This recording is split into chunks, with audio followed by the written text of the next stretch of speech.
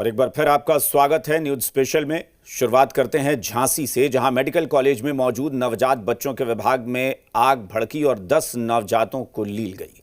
इस पूरे मामले पर सिस्टम की बड़ी लापरवाही सामने आई। ऐसी खामियां देखने को मिली जिन पर अगर ध्यान दिया गया होता तो आज कई माता पिता की गोद सूनी नहीं होती। लेकिन तमाम आंसुओं के बीच विपक्षी नेताओं के बयानों ने पीड़ित परिवार के जख्मों को कुरेदने का काम किया और इस हादसे पर भी सियासत शुरू हो गई।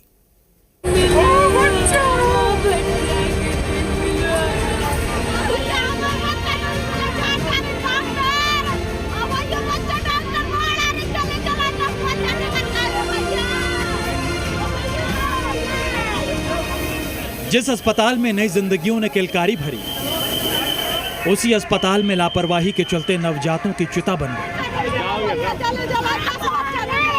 जिस ऑक्सीजन से जिंदगी बचनी चाहिए थी, उसी ऑक्सीजन ने 10 नवजात बच्चों की जान ले ली। जिन पर भरोसा करके माता पिता ने बच्चों को छोड़ा, उसी अस्पताल प्रशासन ने 10 परिवार की गोद सूनी कर दी।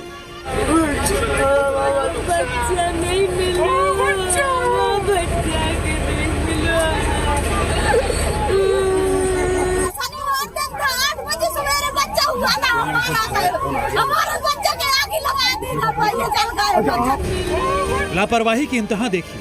रोजाना सैकड़ों लोगों की जिंदगी बचाने का दावा करने वाले अस्पताल में रखे ऑक्सीजन सिलेंडर्स में ही खोट था। शुरुआती जांच में पता चला कि आग बुझाने वाले सिलेंडर रिफिल नहीं थे।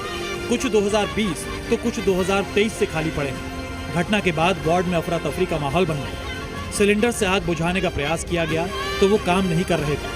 आग लगते ही परिवारजनों ने अपने बच्चों की खोज शुरू की, लेकिन जब फायर एक्सटिंग्विशर से आग बुझाने का प्रयास किया गया तो उसमें रिफिल ही नहीं था।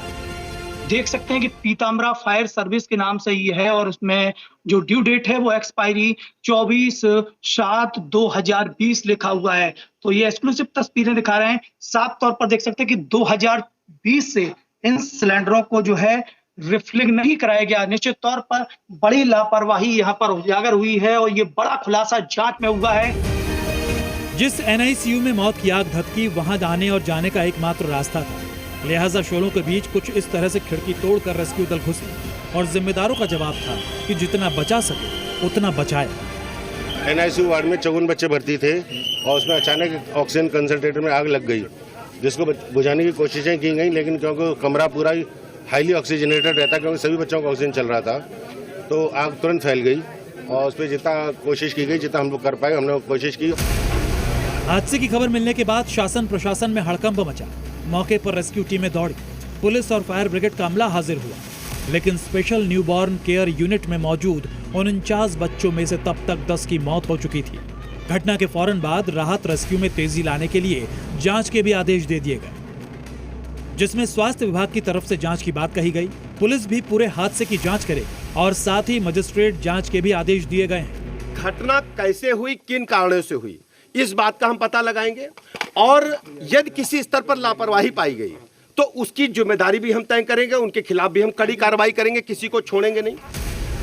अब हादसा हुआ है तो जांच भी होगी, रिपोर्ट भी आएंगी, दोषियों के नाम भी गिनाए जाएंगे और उनकी सजा भी मुकर्रर होगी। लेकिन सबसे बड़ी बात यह है कि अस्पतालों में इस तरह के हादसे पहली बार नहीं हुए हैं और न ही हादसे होने के बाद किसी तरह का कोई सबक लिया गया।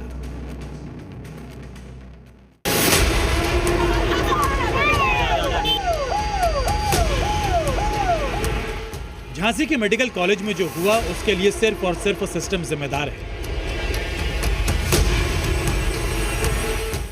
और हम ऐसा क्यों कह रहे हैं, इसके लिए इन तस्वीरों को देखिए।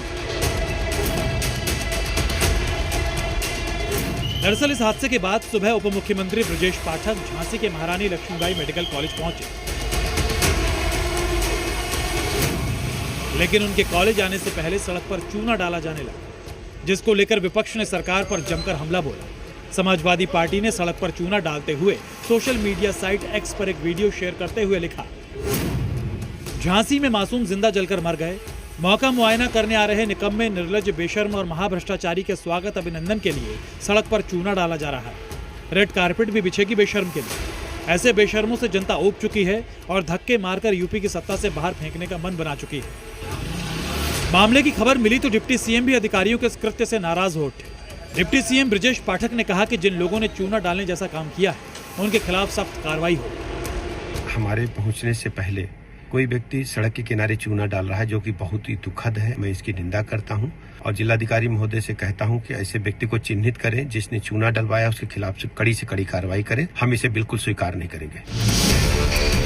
झांसी की घटना ने सूबे के मुख्यमंत्री से लेकर देश के प्रधानमंत्री तक सबको झकझोर कर रख दिया है। प्रधानमंत्री मोदी ने घटना पर शोक जताते हुए लिखा, हृदय विदारक। उत्तर प्रदेश में झांसी के मेडिकल कॉलेज में आग लगने से हुआ हादसा मन को व्यथित करने वाला है। इसमें जिन्होंने अपने मासूम बच्चों को खो दिया है उनके प्रति मेरी गहरी शोक संवेदना है। देश के प्रधानमंत्री को मासूमों की मौत ने झकझोरा तो सीएम योगी भी अपनी भावनाएं छिपा नहीं पाए।